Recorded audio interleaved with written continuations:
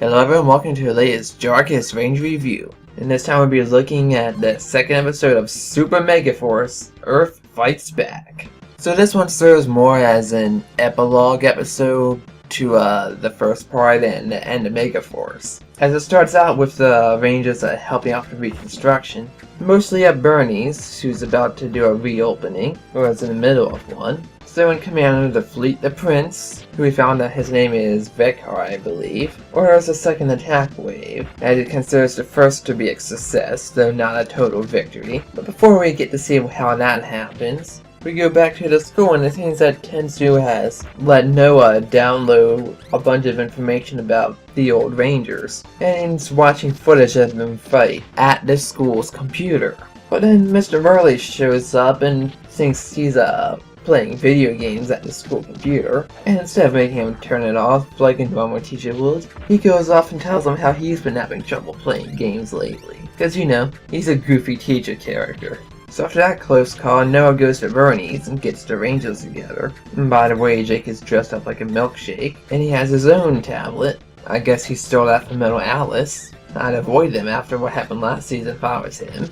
And he's showing off the new Zords that they might have access to from the other Ranger powers. And they're all impressed, but they don't know how to get them yet. But meanwhile, Troy is going for a walk, still looking for Robo Knight, when he sees a bunch of exports walking around, and he wonders what they're up to. So he sneaks around and follows them. And it turns out inside of an old warehouse, they are gonna shed off a bunch of old missiles to blow up all the world's cities. And it's right there where, of course, he makes some noise and gets caught. It never fails, does it? And he's got this super serious look on his face. One that usually don't see on him.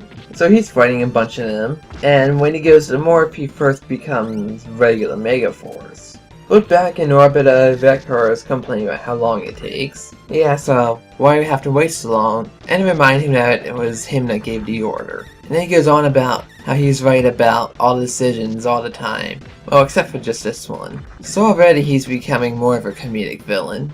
Both in the way he talks and his crazy gestures. How he jerks about. So I'm not sure if his is going to spill over to the rest of the season, or just to give him his own quirks. But he does have more personality than most of the villains from Megaforce, so that's an improvement right there. So the Rangers show up to fight them, and they too go into their regular Megaforce form. But after a few seconds of fighting and a bunch more of the Borgs show up, they quickly go into Super Mega mode. And when using the Ranger keys again, they become Power Rangers RPM. Now here's what puzzles me. They have the powers of all the past Rangers, yet it's been confirmed that within this universe, RPM exists in an alternate dimension, as shown in their episode of Samurai where we only had the Red Ranger. So, were those keys created right when he entered this world? Or is that even something that's going to be even explained? Big continuity flaw right there. Then you get a message from Gosei.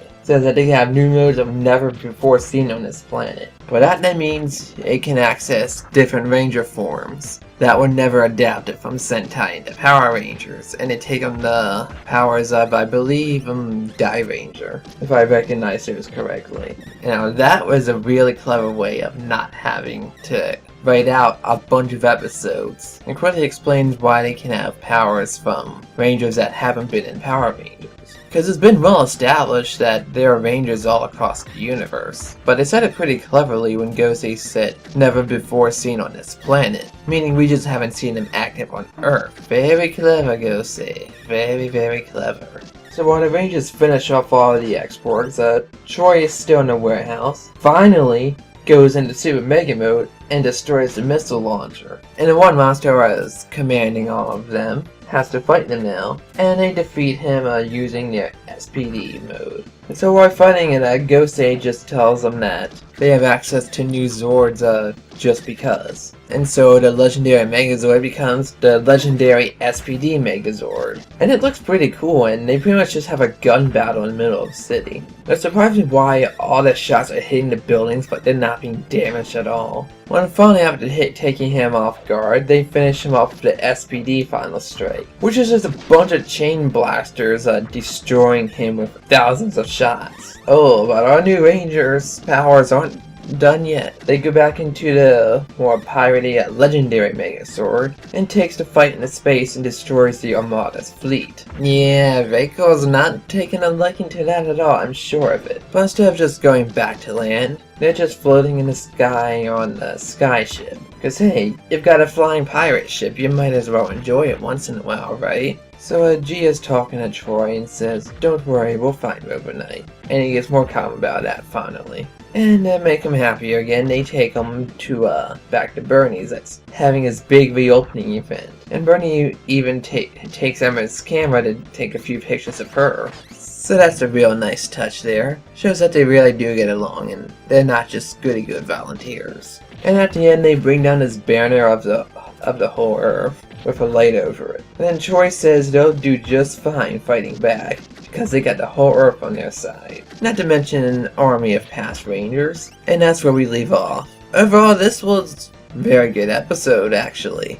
We're not just forgetting about Robo Knight, we're still trying to find what happened to him. And with that display at the end, we get shown that the Super Megaforce Rangers are not to be messed with. They can really kick some ass if they get to it. Now we'll see whether or not Troy keeps on being a lone wolf about everything. And this really solidifies that their acting is a hell of a lot better than it was back in the last season. And it sets the stage for all sorts of Retro Ranger fun now. Now we haven't seen very much of our new villain, so we don't know if they're gonna be serious with a bit of silliness or pretty silly with a hint of seriousness. We'll have to watch more and find out. Episode gets an A from me. That's all for this time. Thanks for watching, and come back next week for the next episode. Till then, Jargus Zero, and let the power protect you.